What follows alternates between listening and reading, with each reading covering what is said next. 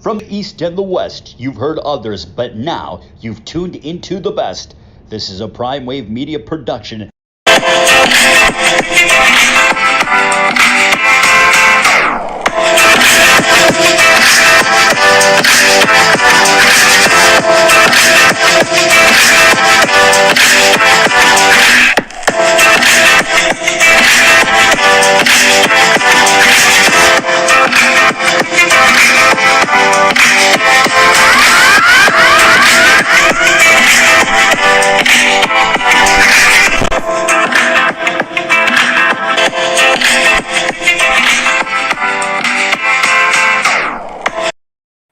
What's up, world? It's the one and only Pop DBICD Primetime Capper, and it is time for the premier sports betting show, the Primetime Angles Live. And you know it's Wednesday, and you know we haven't had him here with us in a while, but he is very near and dear to us, and it's none other than sports talk radio aficionado himself, Mr. Mike Abadir. What's going on, Mike? What's going on, brother? How are you? It's good to be back. I'm good. I'm feeling good. I'm feeling great. I hope you are feeling the same. How's the week been going? Oh man, you know how it is, man. Just plugging away, and this is a good hump day because I get to chill with the Primetime Angles Live crew.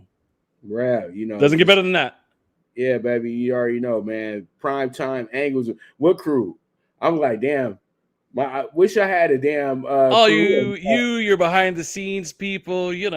The crew. Oh, but I guess I'm hanging out with just you right now.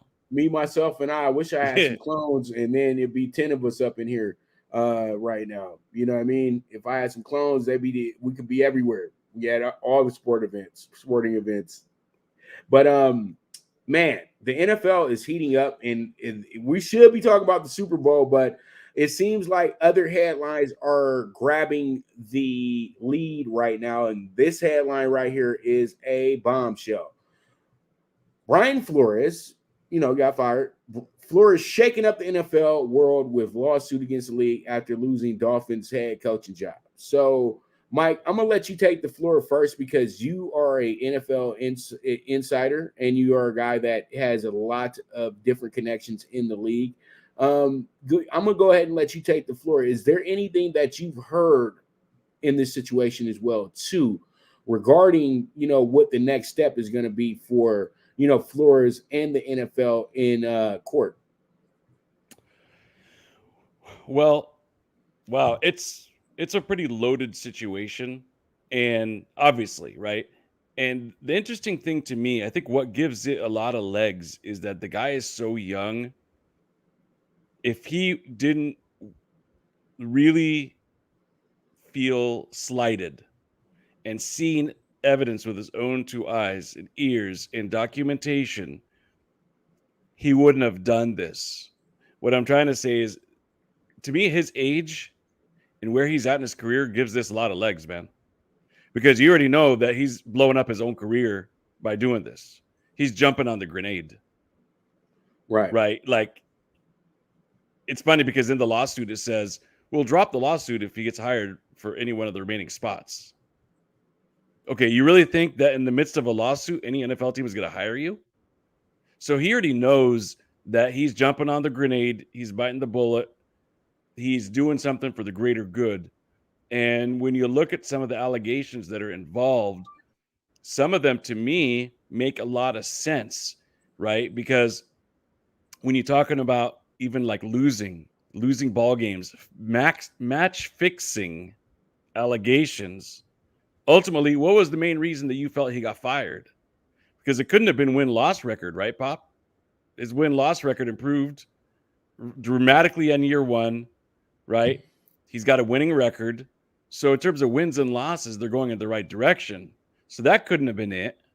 Obviously, it was on the philosophy of how to move the team forward. Well, what does that mean? Right? It seems like the personnel decisions were pretty decent. So could it be that somebody is telling you, we don't want to win right now? We're going to pay you for losses? That, to me, should be the more glaring issue than anything else. Because a lot of the other racial stuff can't be proven. They're allegations. right? But when you're talking about match fixing, this is a huge headache for the NFL. Huge. Because here's what the NFL is going to say about the racial stuff, okay? I can tell you right now. They're going to say, look, any candidate who goes through an interview, whether it's a sham interview or not, is benefiting. Why? Because they're getting interview experience that they weren't going to be getting otherwise. So the Rudy Rule is helping these guys out by getting them more and more interview experience. And we believe that it won't be before long where we've got a lot of minority candidates in these higher positions because they've got the interview experience. You kind of can't go from 0 to 60 overnight. You can't go from one black coach to 8 or 10 or 12 overnight. You got to give them the interview experience so that they know how to conduct themselves in a capacity of an NFL head coach and not a coordinator. It's a very different interview. Okay. But where you're going to get pushback is this. It's like, okay, fine. But if you've already made up your mind that you're going to hire Brian Dabble and not Brian Flores, but you're going to bring him in for the interview already anyways, is he going to be getting the most honest interview to learn from anyways? Because if they're going through the motions, is it a real intense interview at that point? Or is it like, we already got our guy anyways, let's just ask him a few questions and you know what I mean? So he may not be getting the full benefit of what they're claiming he should be getting anyways. And the fact that Bill Belichick knew who the hire was going to be before Brian Flores did going into his interview is really a bad look, man. It's an embarrassment. This doesn't look good for the NFL, man. Whichever way you want to look at it, whether it's on the racial side or whatever. But in my opinion, the match fixing in the long run is going to be the more overwhelming issue because of their relationships now with sports betting and that whole universe. This really, really goes to the core of corruption and to the core of the integrity of the National Football League. And we know one thing when it came to baseball and the Black Sox scandal, right? You can have racists, you can have cheaters, you can have anything and everything. But the one golden thing that you can never violate is the integrity when it comes to match fixing or even a Pete Rose situation. This might be worse than all of those because it's the owner. Now we got Hugh Jackson saying that he was offered money for losses. Boy, oh boy. This has just opened up a Pandora's box of problems for the National Football League.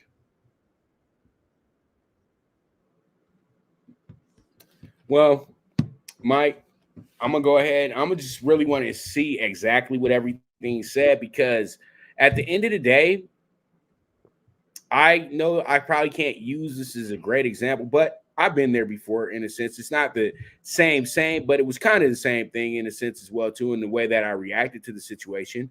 And it was when I had got a job. It was a brand new venue and everything like this. This was in back in my sales days, doing phones, things like that in my 20s.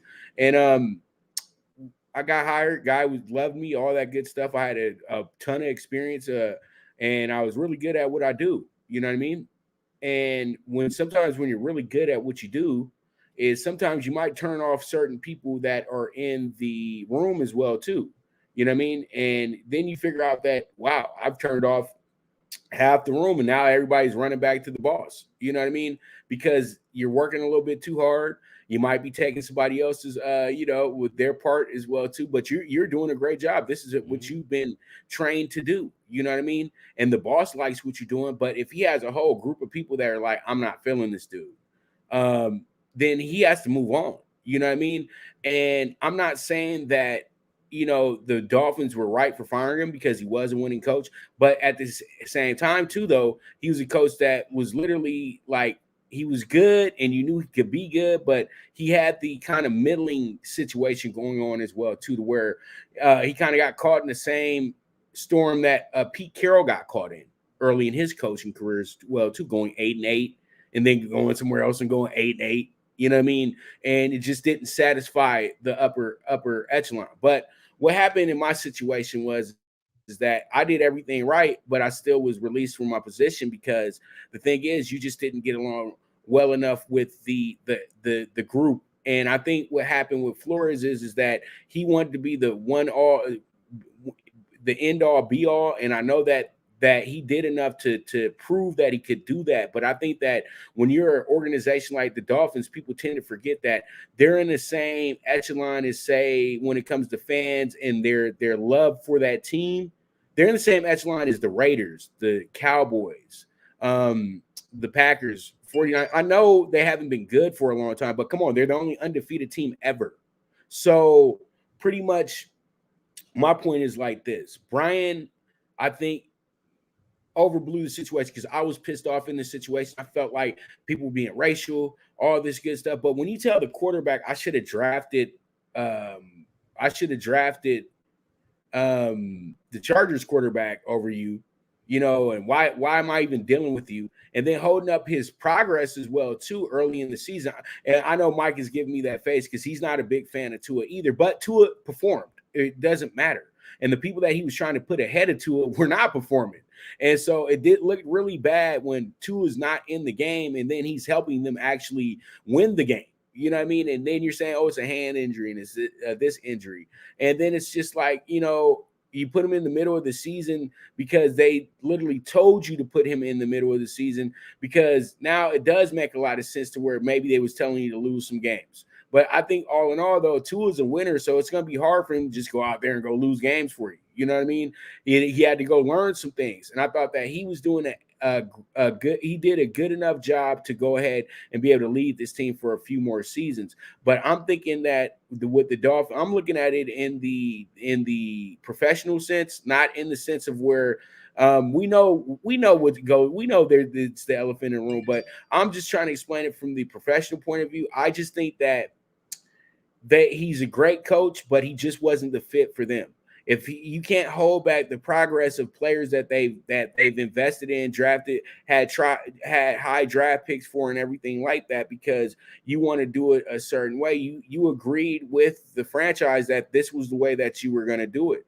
So pretty much you have to go ahead and be the employee. Mike, you're not in charge. You're not the owner. Once you sign that contract and they tell you they want to do things a certain way, you have to do it. But when it comes down to the owner telling you that if you lose the game, I'll give you a $100K bonus, you know what? I'd have resigned right there on the spot, because I'm not signing up for nothing like this at the end of the day. If you're going to go ahead and follow through with the situation and not blow the whistle right at that point right there and just resign your position and move on from what we're doing, then, pretty much you have the haters come out like, so you just want to bring this up because you got fired?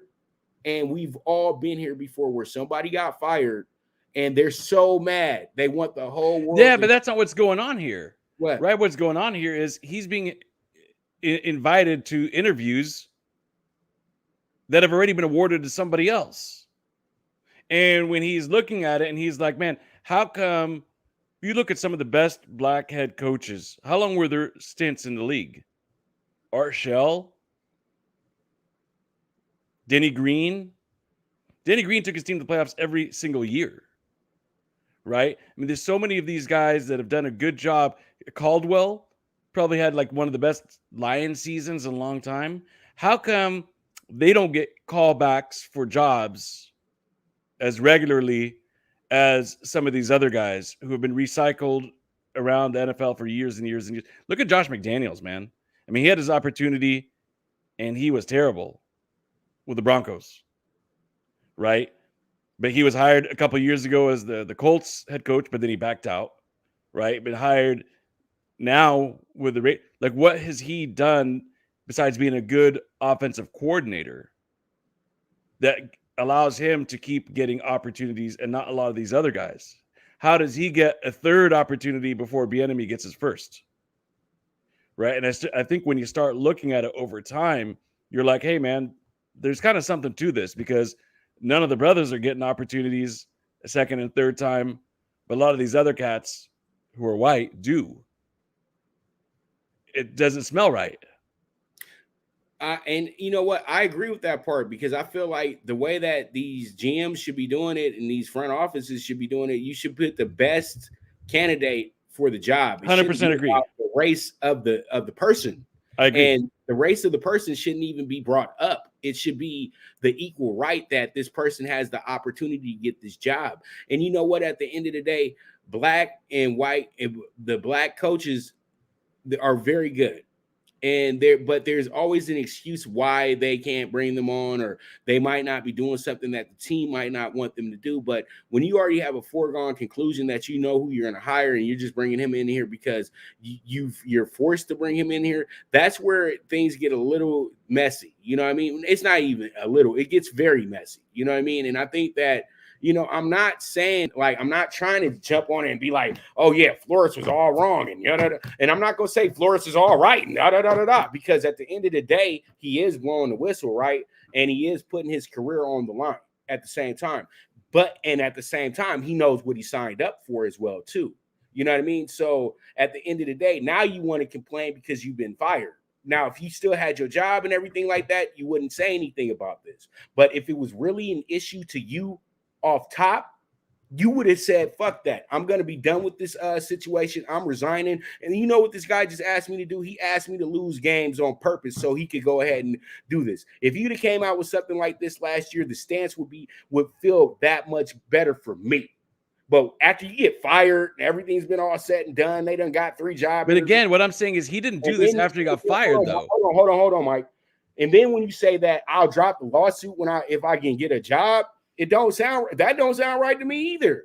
Well, it does, though, because you kind of, and when you're structuring the lawsuit, it begs the question, so what do you want? How do you remedy the situation? How do you fix it?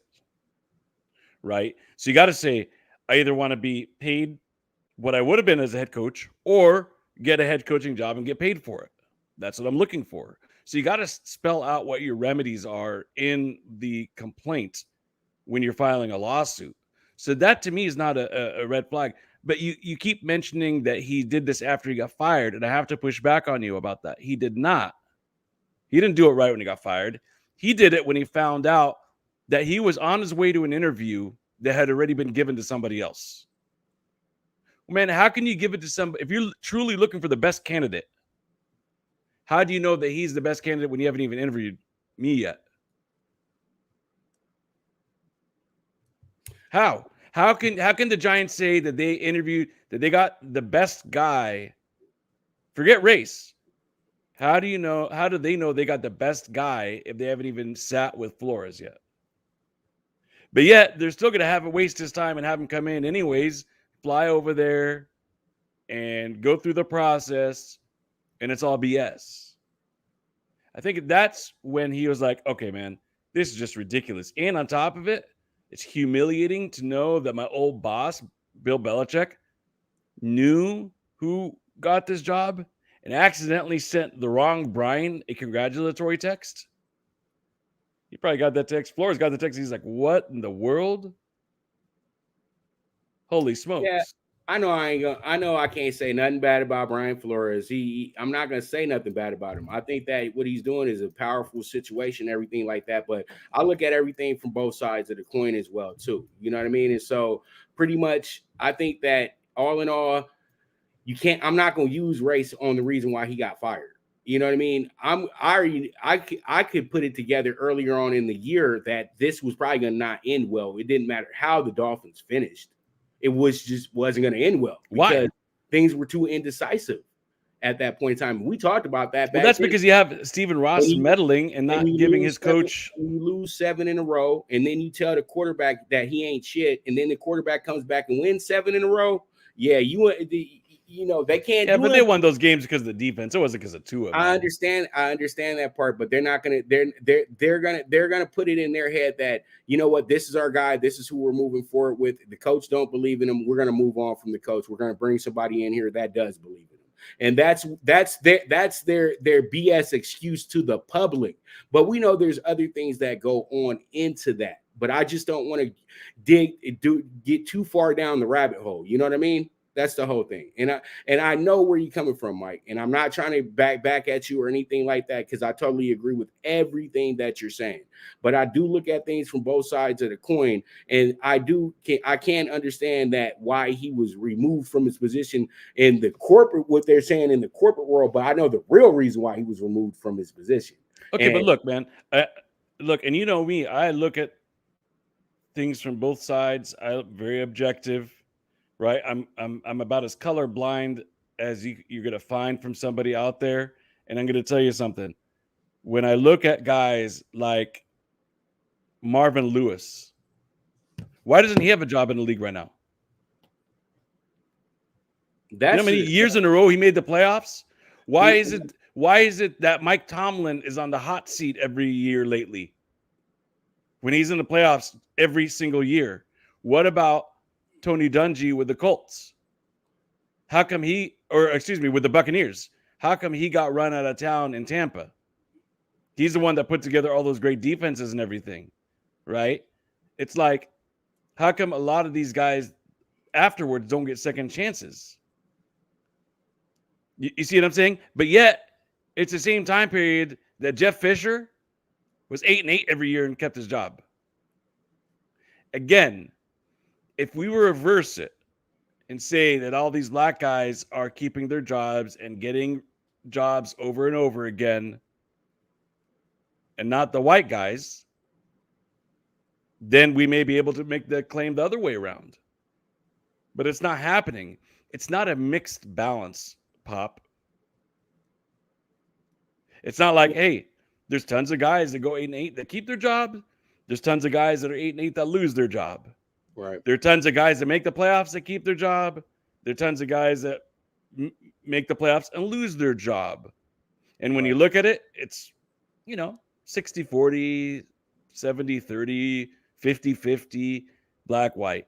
But it's not like that. It's like very slanted, heavily slanted against the black head coaches, assistant coaches getting interview opportunities way less frequently, even when they do a great job.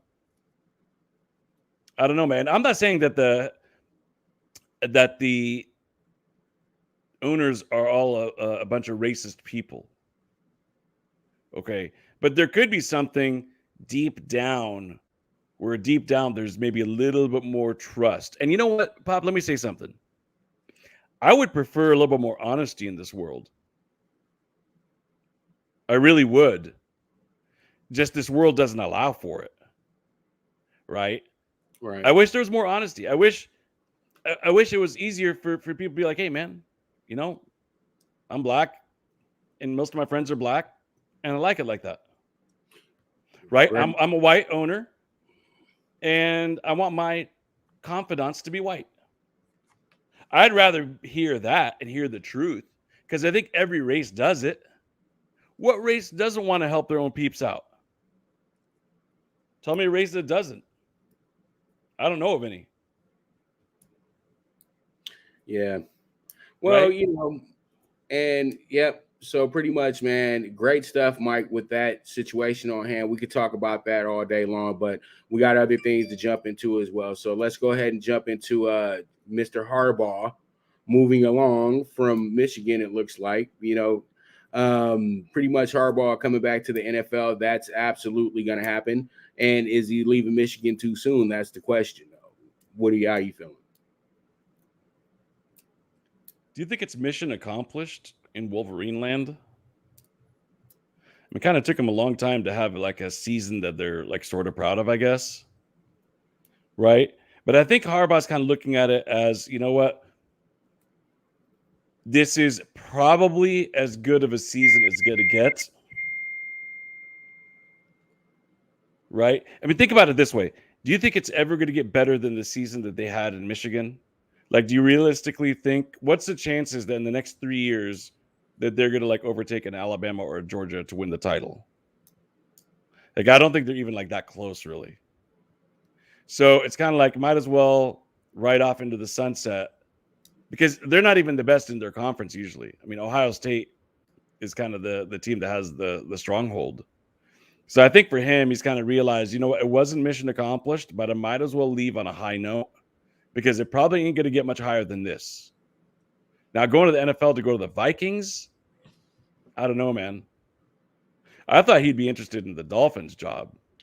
Miami, high profile. He was interested in it like 12 years ago before he went to the 49ers, or 10 years ago or whatever. They were flirting a little bit. I guess after what you just heard the other day with Flores and stuff, I don't know what coach is going to want to enter that situation. Right. Hey, people who like to get paid every few weeks, and get Yeah, but look, man, here's the figures, thing. Remember, and I sent the tweet about this yesterday. Remember Right. how teams used to get on Al Davis? Remember how teams used to get on Al Davis or media? I mean, about he's a meddlesome owner and all this kind of crap. Well, let me tell you something. I guarantee you, he never paid coaches to lose. That thought never even crossed Al Davis's mind. I ain't going somewhere where the owner has that mentality, knowing that if I lose, I'm going to lose my job. F that noise. You're judged by wins and losses in this league.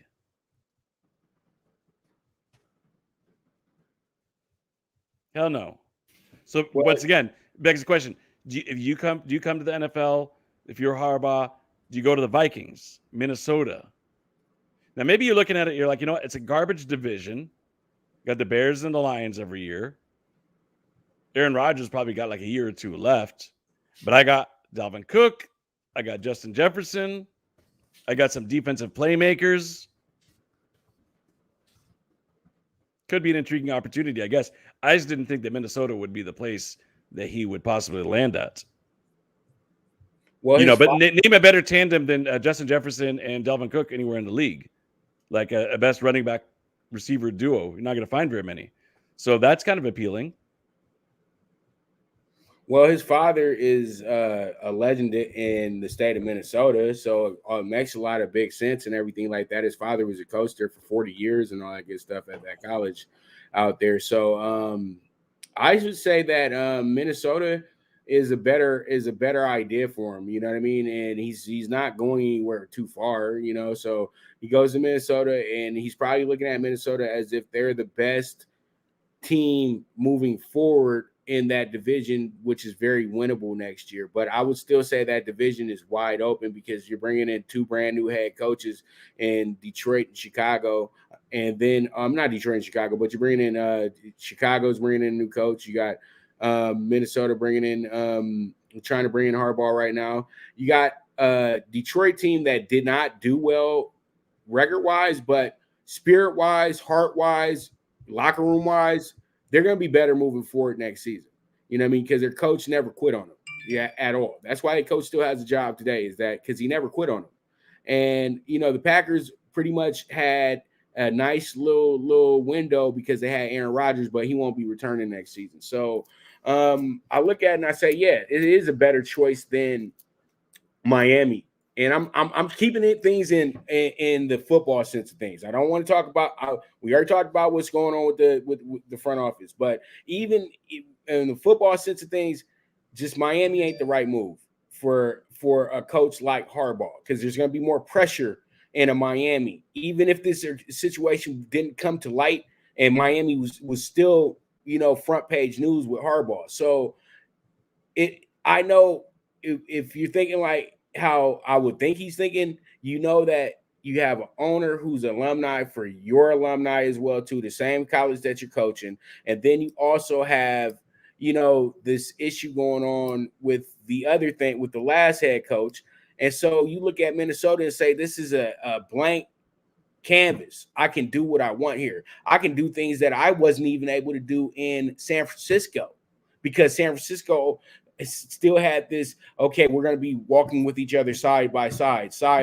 Yeah, we haven't been successful in 10 years, but as soon as Harbaugh gets here, all of a sudden now we want to have say on everything, but before that, did nobody care? You know what I mean? When Mike Nolan was up there, getting butchered, you know what I mean? And Mike Nolan was a hell of a coach, and they really they messed this whole NFL life up when it comes to coaching, dude. Mike was a really good coach. And so pretty much to wrap it up on that portion is like this. It's a good decision to go to Minnesota. And I think that at the end of the day, I think that he was about 2 years. He stayed at Michigan about 2 years longer than he wanted to.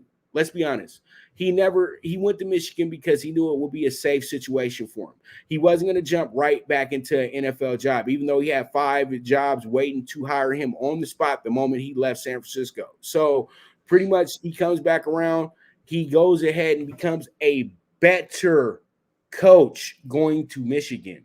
Because let's just keep it real. It was too much too soon going from a dormant team like Stanford and making them a national powerhouse, then going to San Francisco and they're a dormant franchise as well too, then making them a powerhouse as well too. And then at the end of the day, it just wasn't enough for those people. And then you had to sit there with the situation with Kaepernick as well too. And then when they gave up on the guy you drafted, you said, you know what, I'm moving on from this situation as well too.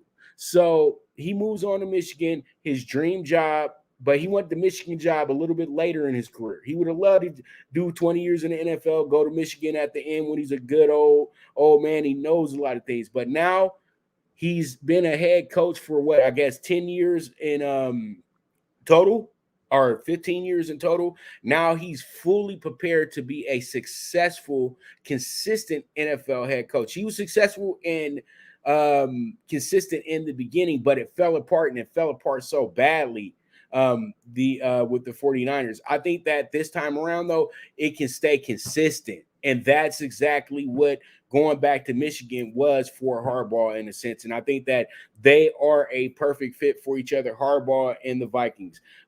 He's a big personality. They're kind of a cool, mild-mannered situation. And I think that they're going to absolutely fit well together, because I don't think Harbaugh wants to have the whole "it's all about me" situation going on like in Stanford and in San Francisco and at Michigan as well too. Well, I think that the Vikings do have an appealing situation. Like I said, I mean, they get to deal with like the Lions and the Bears every year. They get to deal with the Packers team that's going to be in flux without probably Aaron Rodgers, maybe even without Devontae Adams. So, I mean, it's kind of an ideal situation there. It isn't kind of the glitz and glam type of situation, though, that I thought he would be attracted to. But maybe that's by design, man. But all I'll say is this: I think it's a good time to leave Michigan. No, to answer your question, he's not leaving too soon. I don't think it's going to get any better for him at Michigan. They're not going to be overtaking the Georgias and the Alabamas of the world, or Ohio State in their own conference. So you might as well leave on a high note, having a really, really good season, probably their best season in a long time. So this is a good time for him to depart there. At least they could, when they look back at him, they could say, you know what, Harbaugh left in a better situation than he inherited it in Michigan. Yeah, man, they finished with on a high note. They went through 3 head coaches before he got there. You know what I mean? After the Lloyd Carr era and everything like that. So, you know what? Much props to Harbaugh on making the Michigan team consistent again, where they were consistent winner and making a little bit more hype back into the Ohio State rivalry, which is now ain't never not been a rivalry, but now it's something that people are going to be looking forward to next season as well too. My biggest question is, who will the replacement be over at Michigan right now? And I'm thinking to myself that Les Miles is already probably ex-nayed himself out of it after that run over at Kansas that fell apart. So it probably will be another Michigan man, but they're going to have to pick up somebody on the go, because pretty much all these college coaches have been hired already. So we'll see how the things shape up for Michigan, but let's go ahead and jump into our next topic in hand. And this is a somber one for a lot of people, because it's about Tom Brady. And Tom Brady finally is leaving the NFL and everything like that. So pretty much Brady retires 22 seasons. After 22 seasons, where does he stand amongst sports greats? And I'm not talking about NFL greats, Mike. I'm talking about pro sports in general. You know what I mean? Where does he lie in those categories? Because, you know, they consider when it comes to accolades, they consider Wayne Gretzky the great one. You know what I mean? But where do you put him at in the pro sports roulette of legends? Well, he's going to be right at the top of the list, because what he was able to do was something that really nobody else has been able to do. And I'm not talking about the 10 Super Bowls or anything like that, but what he was able to do was answer the call every single time that there was a question, right? If you remember at the very beginning, people called him kind of like a game manager, right? Because he didn't have a big role in the first Super Bowl, as an example, when they beat the Rams. He was just a game manager, okay? He answered that call, right? He got to 3 Super Bowls and then started putting up some crazy numbers, right? And then it was like, well, when he got hurt, and Matt Castle filled in, people were like, oh, he's a system quarterback. You could put anybody in there and they're going to win because Matt Castle went 11-5, right? And then again, it happened when Jimmy G filled in and when Jacoby Brissett filled in, right? Every time somebody filled in, they won with New England, right? So he went from being a game manager to a guy who could put up numbers to a guy who was a system quarterback to a guy who put up more numbers to a guy who had a legendary comeback against the Atlanta Falcons in the Super Bowl to a guy who had been to 9 Super Bowls. And then he said, I'm going to show you that I can do it outside of this system. And then he went to Tampa, he put up the numbers, and he won the Super Bowl. And then again, he put up the numbers and almost got to the Super Bowl. Can't really say anymore. So if you got the numbers, you got the Super Bowls. I mean, he played 22 years. Half of them, he got to the Super Bowl. 60% of those, he won the championship. So find me somebody else in any other sport that's similar. It's going to be like Michael Jordan. You know, where, you have the numbers and you have the championships. The only thing that Jordan didn't do was go win somewhere else. Somebody that did do that is LeBron, right? At the end of the day, he's going to have the finals appearances, the rings, and he's going to say, I was able to do it in more than one location, right? It's very rare that can happen, though, where you have the numbers. See, you can't tell me like Robert Horry or somebody, right? He's got the rings, but he doesn't have the numbers and the longevity, right? And this is a guy who's playing the hardest position in all of sports, who's done it all, multiple teams, system, no system, stats, no stats, game manager, carry the team. It don't matter. He could do it all, and he did it all. So big props to him. And this is coming from somebody who was anti-Brady for a very, very long time. I didn't believe in him. I believed in Belichick. He got me to revisit that mindset because it was flawed. Tom Brady's the real deal. And so he's pretty much right at the top of the list. 30, 40 years from now, people are going to be talking about all-time greats in American sports history like Babe Ruth, like Muhammad Ali, like Michael Jordan, like Wayne Gretzky, and like Tom Brady. Right. And I'm going to be honest with you, and I know this is not going to go over well with a lot of people who feel he is the GOAT of the NFL. They do that because he does have the rings. I would say he's the ring leader, the ring master. You can call him that, right? But when we start talking about the greatest to play the game, like physically and did they thing, Tom Brady's not in that group. But when it comes down to competitors in the game and just competitors in all professional sports, Tom Brady's top 5 regardless. And you guys have to understand these his skills, his talent. It wasn't a natural thing. It was always about the work that he put. But is that how we measure it? Oh man, like Greg Maddux. Mike, you interrupted me though, man. You've been interrupting me right in the middle of my point. Go ahead, man. No, go ahead. It's cool, man. Go ahead and say what you got. I'm just saying, is that how we measure it? That's all. Is that how we measure greatness? Well, what you call it. The whole thing is like this. It's well, I didn't lost my train of thought. Go ahead, man. No, that was it. I was just asking you, is that how we measure it? Look, I'm measuring it on the sense that he put the work in to be great. That's what I was trying to say, is that he put the work in to be great. If he doesn't put that work in, he could be just a clipboard holder for 20 years. But Tom Brady knew at the end of the day, he had to work hard and work harder than the guy in front of him to get to center stage. And I think that he's the absolute greatest example of work ethic. And that's what got Tom Brady everything that he got in the NFL. Simple and plain. It wasn't a talent thing with Tom Brady. It was more about the work ethic, and it was about, and people said the system and things like that. But I agree with you, Mike. That's a BS statement, because if it was just about system, then Michigan could have just used Drew Henson, right? Michigan only won simply because the fact that Tom Brady was their quarterback that senior year. Every time Tom Brady stepped into the game, Michigan looked really good. Every time Drew Henson stepped into the game, it was just announcers getting really hyped up that he played for the Yankees. So I think that he got overlooked for so long. And when that big moment happened against the Rams, everybody was like, yeah, well, the system and Brady and the defense and, Belichick, the defense, da-da-da-da-da. But then by the time we got to the Eagles Super Bowl, Tom Brady was all the way top 3 quarterbacks in the NFL, top 10 all time by the time he got to that point, in my opinion, because the thing was he had conquered so many things in the game that most quarterbacks just can't do, coming back 90 seconds left in the game and 75 seconds left in the game, and winds up getting himself a great win, a great moment, all that good stuff. So Tom Brady, man, I wasn't the biggest fan of him either, but at the end of the day, I'm a big fan of work ethic, and I think that has the number one work ethic when it comes to athletes in today's sport and overall in general on being, pretty much, those guys, those legends. How do we know that? How do we know that? How do we know he's truly number one? Like, I think these are things that, like, a lot of people like to say, but I mean, there may be guys out there putting in triple the amount of work. I don't know. I'm not there.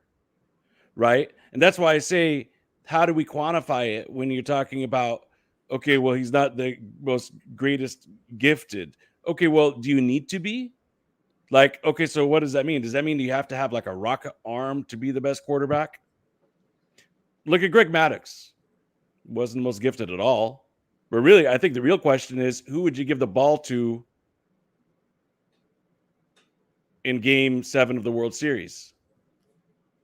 Would you have a problem giving it to like a Greg Maddux? He's not the greatest gifted, right? Same thing, Super Bowl. Would you rather give the ball to a Dan Marino, who is one of the greatest gifted, or would you rather give it to a Tom Brady? I mean, I think these are the things that you gotta have to examine, because we don't know. When people say the best work ethic, we don't know that. I'm sure it's really damn good. There might be quarterbacks that are spending 3 times as much time on the field and 4 times as much time in film room. We don't know that. So it's very easy for us to throw out these kind of things. But one thing that we can quantify is his numbers are up there, his wins are up there, his Super Bowls are up there, and the fact that he did it on multiple teams is why I'll put him at the very top of the list of the Mount Rushmores of the greatest athletes in team sports today. And by the way, let me say this. We've kind of been blessed to be in an era where we have a lot of those, right? How many championships, Pop? How many championships have been won in the last 20 years by people that aren't Brady, LeBron, Serena, and Tiger Woods, Federer, Nadal, and Djokovic?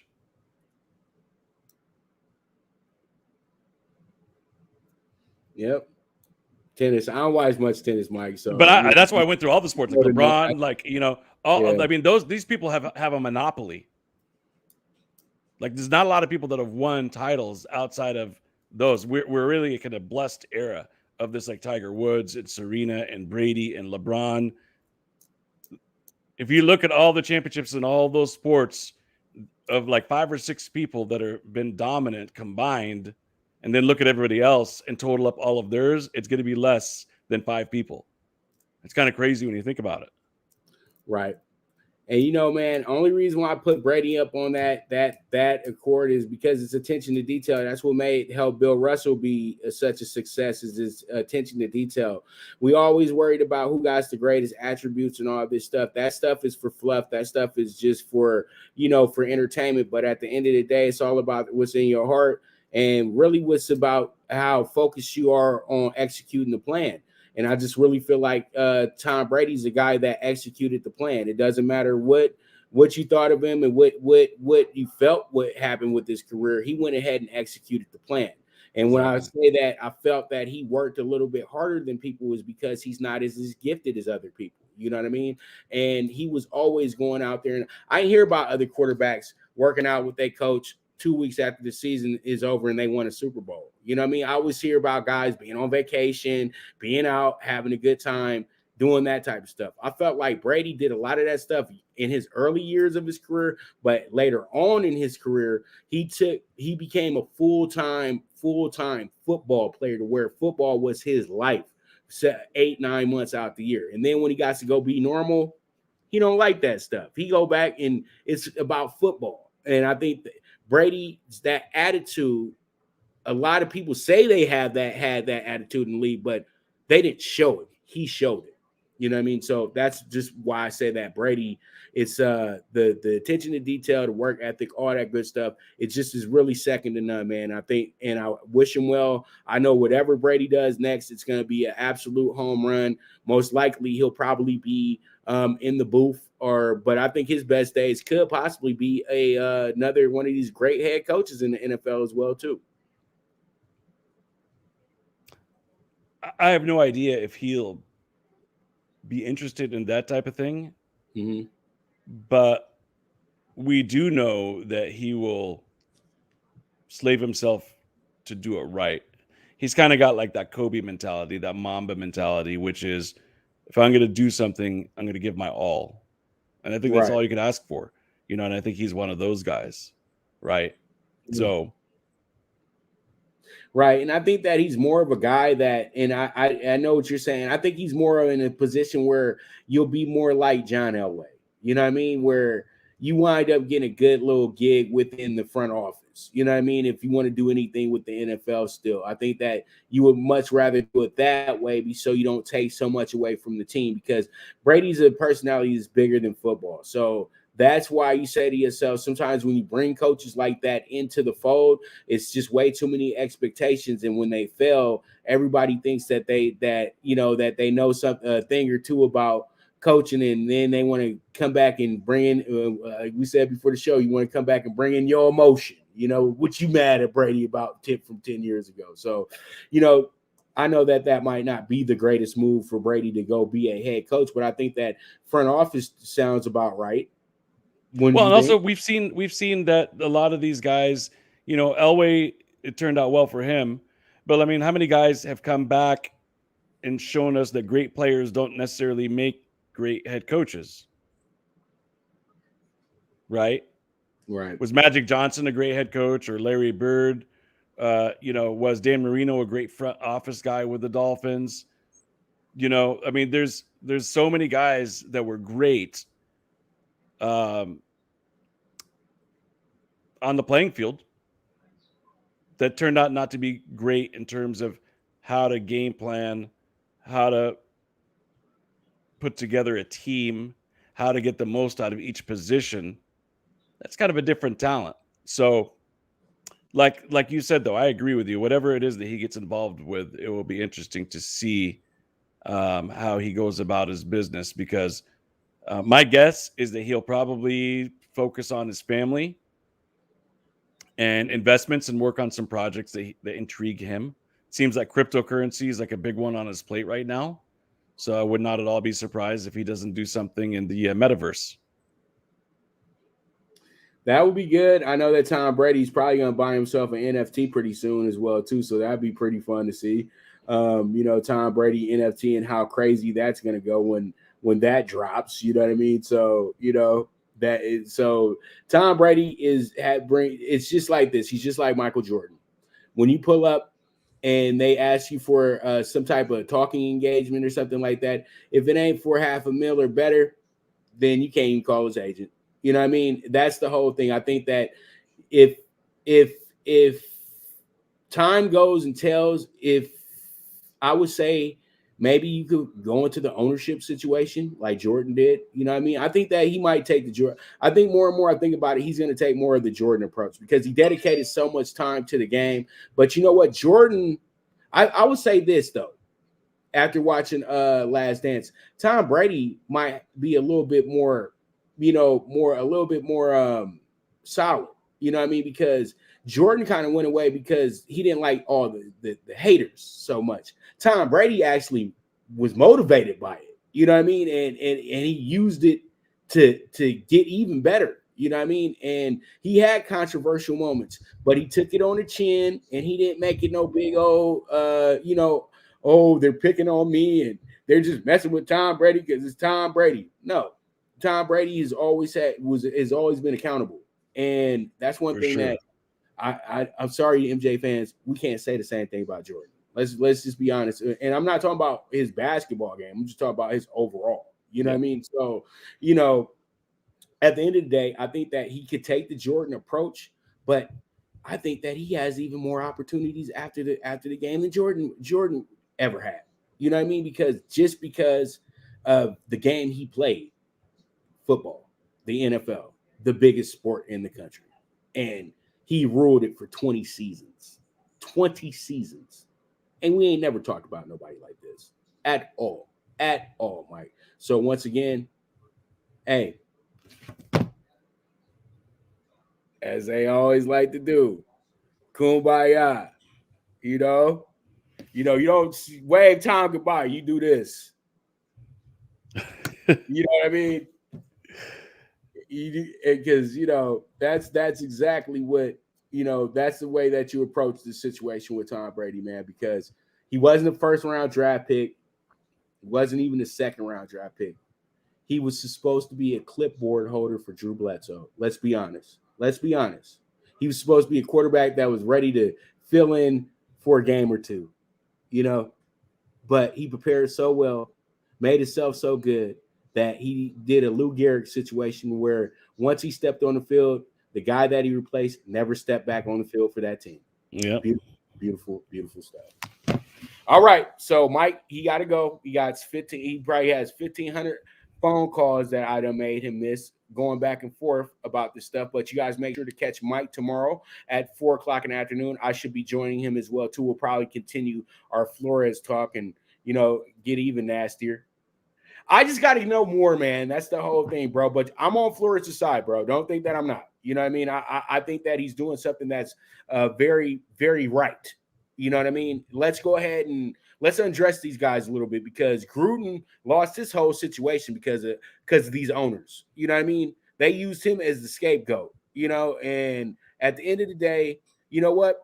The coaches need somebody to have another voice show you how these owners act. You know what I mean? Exactly. You know what? At the end of the day, they used the race situation to get Gruden out the game because they knew Gruden knew. Because see, they had to shut Gruden up because if they really wanted to go back and forth with Gruden, he really could unlock Pandora's box because he's in the good old boys club. You know what I mean? So at the end of the day, this is huge for the NFL, and I do want to pick it up. So don't think that I had any dial back or anything about that, but I just had to appease everybody that's looking at the show. You know what I mean? I hear you, man. I hear you. Look, I'm not like a super Flores defender. I'm more about the overall situation. Something doesn't add up, and I think he's bringing to surface a lot of issues that have been kind of swept under the rug for a very long time. Now, with that said, by the way, I thought Flores was a very mediocre game day manager. Play calling and stuff like that. That's where I agree. That was my point. That's where I agree with you on. I didn't think he was very good. That's where I talked about his coaching. Now, being a leader of men, he's awesome at that. You know what I mean? But when it came down to actually doing X's and O's and things like that, I didn't think he did well in that regard. No, especially on the offensive side. Right. But that just means you need more time. You need more seasoning. And sometimes you don't know that you need more seasoning. Yeah. And that's why I brought up Pete Carroll. Pete Carroll had 2 stops. New York, New England. He did great, but that didn't satisfy the front office. So he goes to USC, polishes himself up, comes back. Seattle wins the Super Bowl within the second year he's there. So he needed that decade in LA to go ahead and become a complete coach. You know what I mean? To where you can check off every little check mark that you need to. You know what I mean? Sometimes it's just too early. Like, let me give you a great candidate that has to get a job this offseason, a head coaching job. The defensive coordinator of the Rams, Raheem Morris. Raheem Morris was the Tampa Bay Buccaneers coach. He was McVay before McVay. He was hired as a 30-year-old. And they were okay. But you know what quarterback he had? The first Patrick Mahomes, Josh Freeman. and it looked great. It looked good, but then it fell apart pretty quickly. And then when they found out the quarterback couldn't play, the coach loses his job. That wasn't fair to Raheem because he was still young. He's still trying to figure out. But he needed to go ahead and lose that situation so then he could go ahead and become an even better coach. It happens like that sometimes, Mike. You know what I mean? And by the way, you hit on something which is pretty important, which is usually the head coach lives and dies by the quarterback, and I think that's why he was kind of anti Tua, because he didn't feel that Tua was the guy. But Right. we can go on and on and on about this because there's so many subplots within this story. It's very fascinating for sure. Right, because this is like a whole HBO sports special situation, bro. Like this is serious. There's gonna be documentaries, all types of things made about this situation alone. So people Exactly. just be ready. This is not ending today. And you see that me and Mike even went back and forth, and and it's not a heated situation. It's just that that's how it is sometimes when you're talking from both sides of the coin, because one side of the coin is giving you absolute bull crap, and the other side of the coin is giving you all the facts. So that's what happens sometimes, and so that's why exactly I love right. you in here, Mike. You always make me take it to the next level. That's why we love Mike Abadir on the show, and that's why I love working with Mike as well too. So, Mike, it's a pleasure, my friend. Thank you so much. Let's get to it. And so thank you so much, sir. You have a beautiful day. And hopefully I get the call tomorrow out the bullpen to come on over and help Mike. I think that he's Ricky Vaughn in me right now. So it's all good. I ain't get my glasses yet, coach, but it's all good. Hey man, looking forward to you doling out some winners over here in this next segment, brother. Have a good one, man. Always appreciate you having me on. All right, brother. All right. Thank you, Mike. Thank you. Take care, brother. All right. Okay, so with that, we'll be right back. We're gonna go ahead. When we do get back, we'll go ahead and talk some tickets real quick and go from there. But that was a nice spirited talk with Mike. So you guys stay tuned. This is the premier sports betting show, the Primetime Angles Live. Good News Only Racing Club, led by the legendary Doug O'Neill, the trainer of 2 Kentucky Derby winners and I'll Have Another and Nyquist. Also trained 2-time Breeders' Cup champ Golden Sense, who are just a part of a long list of thoroughbred champions trained by Doug O'Neill. The Good News Only Racing Club has a young core of horses to look out for in Dennis's Celery, Irish Heatwave, and Notre Dame, just to name a few. Win the day every day with the Good News Only Racing Club, a proud sponsor of the NFL Bet Exchange. From the East and the West, you've heard others, but now you've tuned into the best. This is a Prime Wave Media production.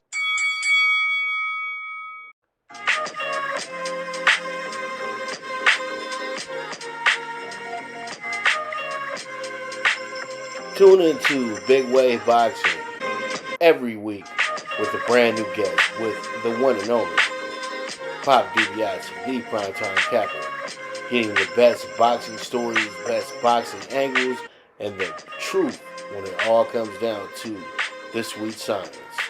Tune in to Big Wave Boxing on the Prime Wave Media channel on YouTube.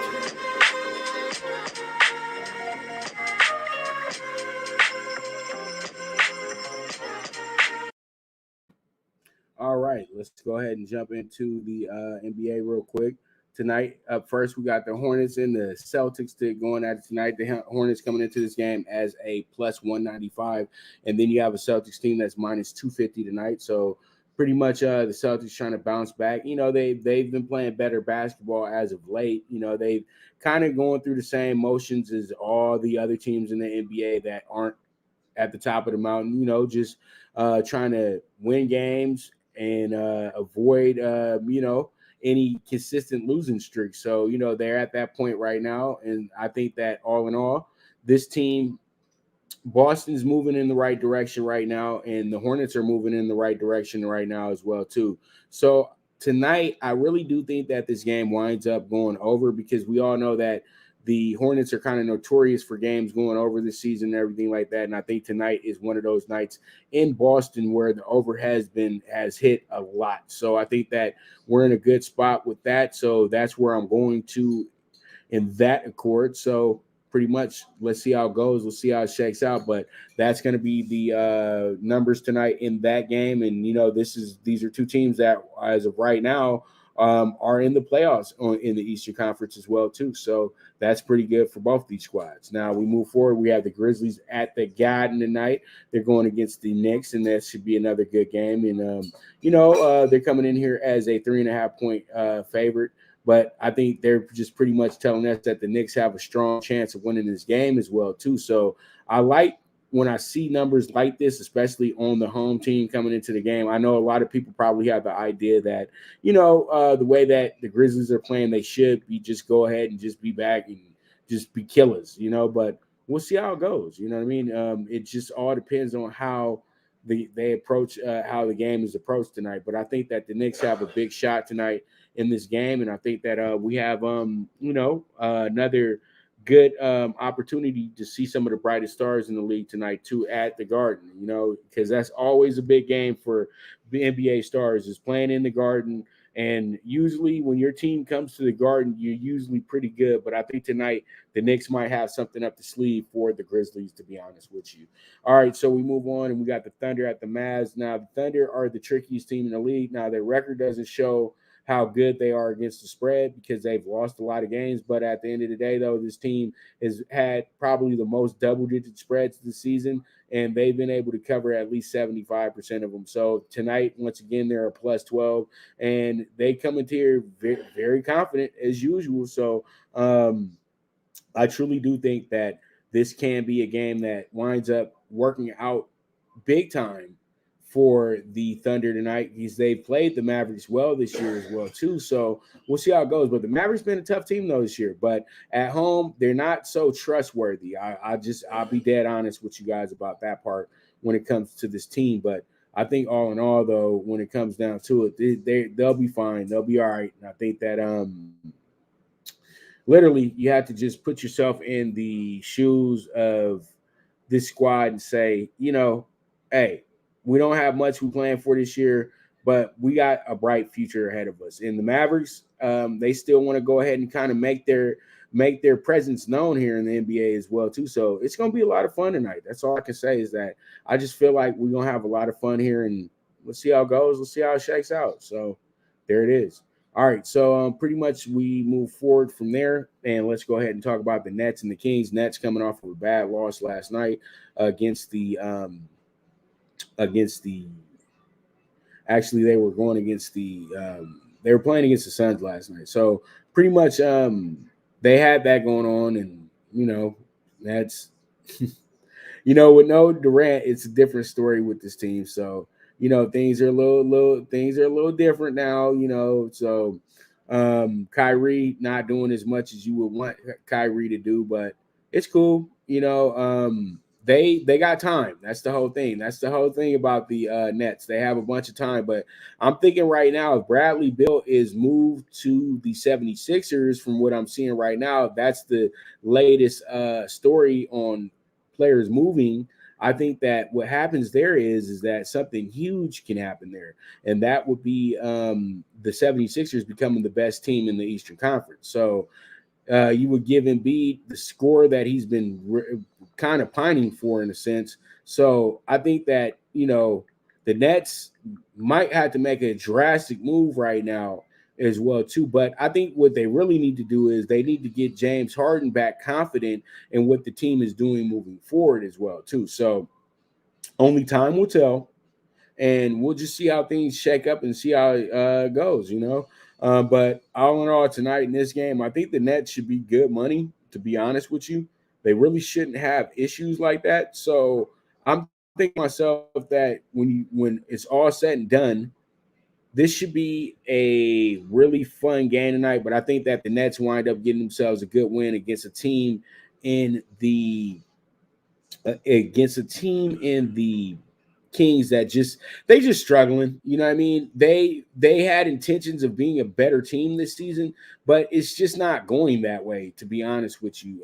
So at this point in time, I just think that they're preparing themselves to actually get rid of this team, and find and start digging in, getting some assets and everything, and just press the reset button. Stop wasting these guys' time, because you have great talent in De'Aaron Fox, you have great talent in Marvin Bagley Jr., you have great talent in Buddy Hield. These guys need to be moved around the NBA. This team reminds me a lot of the old Ross Perot Mavericks that had a lot of really good players, but they just could never win. So pretty much, I think that they really do need to go ahead and do right by these guys and start sending guys to teams that actually can help their careers, go to the next level. Because right now they're just in the NBA, and these guys are really good. And that's what's the saddest part about that situation as well, too.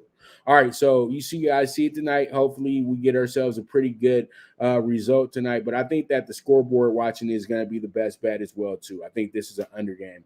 All right, then you got the Jazz and the Nuggets tonight. The Jazz and the Nuggets, both these teams are very similar, but one is been playing the same way pretty much all season, but the other started off really, really, really, really well, and then wound up kind of falling apart, in January. But that's just because I think that injuries and things like that have caught up with the team. But I think all in all, though, you have to say to yourself, though, that Utah is starting to really digress a little bit, and it's a matter of time before these Western Conference teams like the Lakers and the Clippers start really cooking and start actually winning basketball games. But I've been saying that for 2 months now, so I started kind of become kind of like kicking a dead horse. But I think that as we approach the All-Star break, everybody's going to take it to the next level. I'm just going to be dead honest with you guys about that part. So, all in all, I think we can go ahead and figure out exactly where we're going to in the NBA once we, get teams back healthy and get teams back in order. Now, Utah has been going through it. You got Spider out the matchup, out the lineup, every other night. Then you got Gobert out the lineup every other night as well, too, the last few weeks. So you just haven't been able to get any type of consistency. So I think that's exactly what they're looking for at this point right now, is just to get some consistency. It can start tonight, but it's going to be difficult because you have to understand Denver's in a groove. Denver went over to they beat the defending champions by almost 30 points the other night on the road. So, this team is something that you really don't want to just play with. You know what I mean? So there it is. There it is. I would say that this should be another really, really good game tonight. So real quick, I'm still setting up Talkin Tickets for you guys. So I'm going to take another quick break. And when I do get back, we'll go ahead and we'll jump into the final segment of the show. And we'll go ahead and get you guys these valuable tickets. The Viget app, where social media meets sports betting. Get the latest line movements in all major sports. Track your daily bets, daily contests, the NFL over-under contest that pays out $10K in cash prizes. This is a cutting-edge app that helps betting be easy. Sign up with the reference code POPDBIC and you will be able to watch my daily show, The Primetime Angles, as a resource to building that bankroll. Viget is available in your Apple or Google Store on your iOS or Android. The social sports betting app, Viget.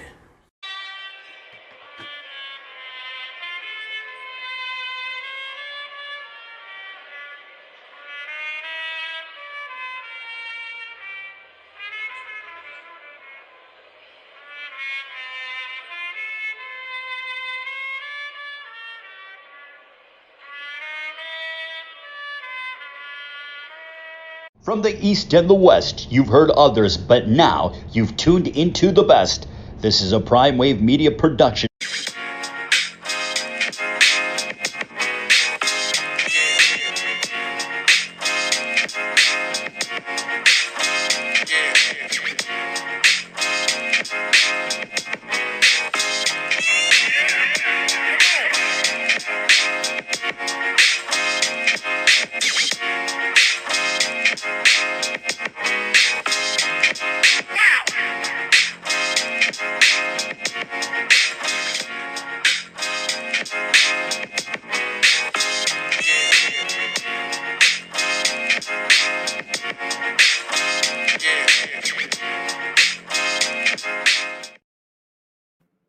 All right, so let's go ahead. We had the stretch drive of the show, and let's go ahead and jump into our CBB group for tonight, and the CBB group for tonight is going to be a pretty good one here as well. Hold on. Sorry about that, guys. 5-3.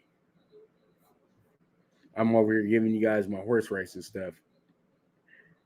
So sorry about that. But yeah, we do have the college basketball coming up first. So it's coming right now. So we got ourselves a nice pick six tonight, 54-1 here on that ticket. And so from what I can see here is we have ourselves New Hampshire tonight in our first spot.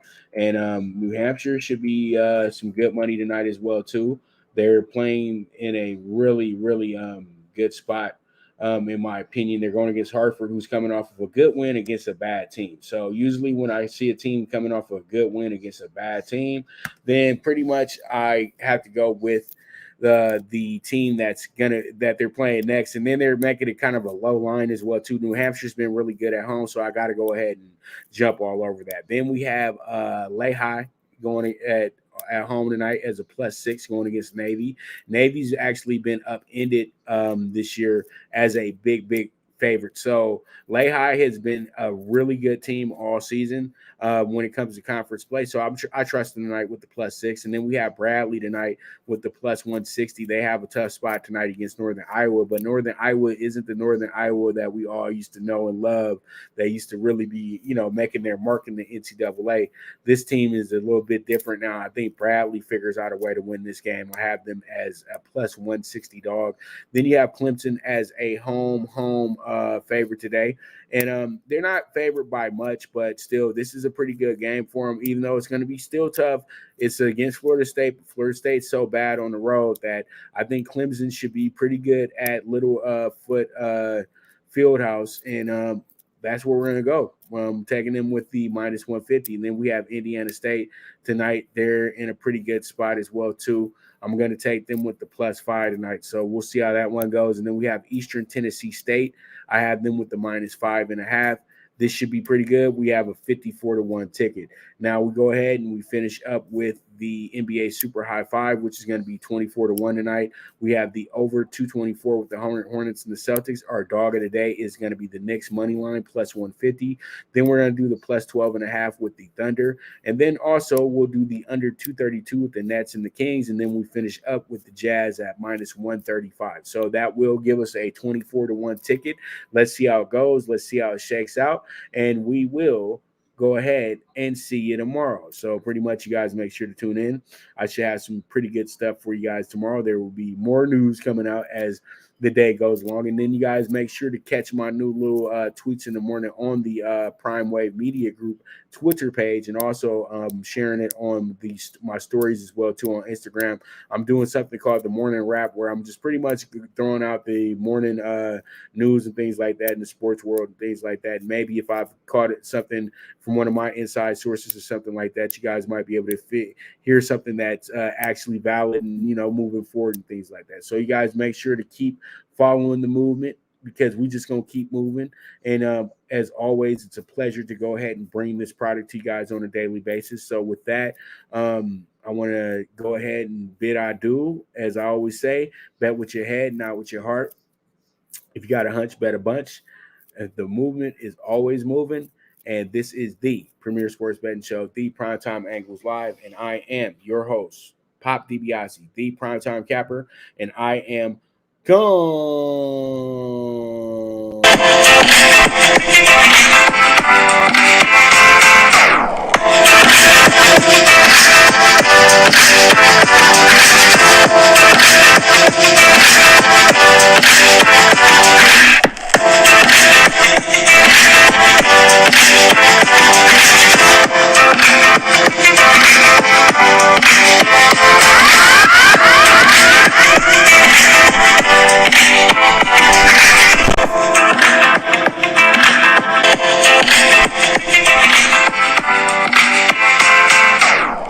From the East and the West, you've heard others, but now you've tuned into the best. This is a Prime Wave Media production.